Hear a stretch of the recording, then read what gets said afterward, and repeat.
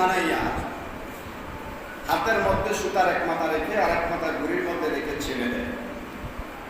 ঘুড়ি বাতাসের মধ্যে স্বাধীনভাবে উড়ে, কেউ বাধা দেয় না।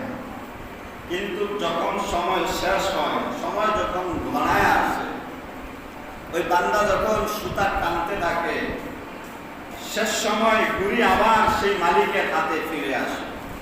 মানুষের জিন্দেগিটাও ঠিক সেই ঘুড়ির মতন। আল্লাহ সুবহানাহু ওয়া তাআলা বান্দাদেরকে দুনিয়ার জমিনের মধ্যে ছেড়ে দিয়েছেন, সকল স্বাধীনতা দিয়েছেন। যা করবা বান্দা, তোমাকে কেউ বাধা দিবে।